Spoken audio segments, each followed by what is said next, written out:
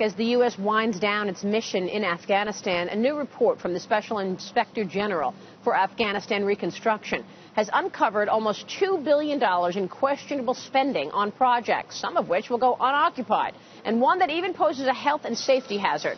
In one instance, this country spent $34 million on an installation that we never used and never will use. So how does this happen, and what can be done to fix it? Jane Welch is joining us now exclusively with the Special Inspector General for Afghanistan Reconstruction, John Sopko.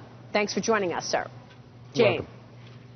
Maria, thank you. Inspector General, thanks for joining us. I really don't know where to begin here. You have found so many things. What is the most egregious example of waste you believe you have uncovered so far in Afghanistan?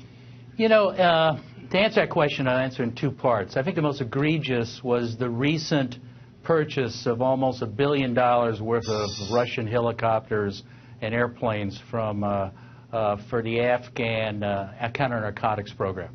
The Afghans aren't capable of handling the equipment they have now, but the Pentagon rushed in to buy new equipment. We told them, wait till the Afghans can handle the equipment they have now. Otherwise, that equipment's just going to sit on a tarmac and rush. And then the second, although the amount wasn't as bad, the second most egregious event we uncovered had to do with the culvert denial system.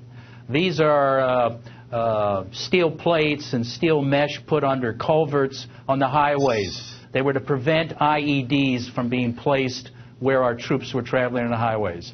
And we found bad management led to the death of American and Afghan and coalition forces. So that's another horrible example of fraud or waste.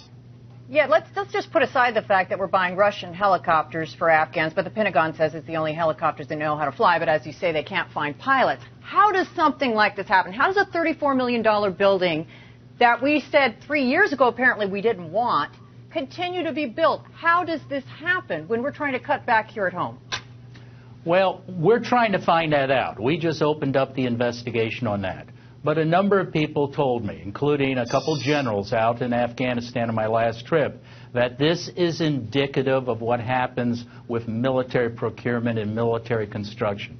If you procure it, if you appropriate the money, we will spend it. And there seems to be a mad rush to spend the money, whether we need it, whether we can even use it. So we're trying to find out who's responsible.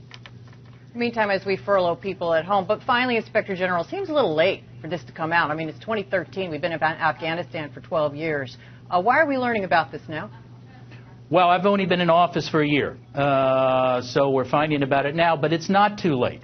Because there's $20 billion in the pipeline right now that's been appropriated, authorized, but not spent. And we need to spend that money wisely. Secondly, even though our troops are leaving at the end of 2014, the reconstruction will continue. We actually are seeing an increase in the budget request for reconstruction. So it's important for us to keep looking, keep pointing out what the problems are, and improve how we spend that money. Special Inspector General John Sopko, thank you for joining us. Maria, back to you. All right, thank you so much.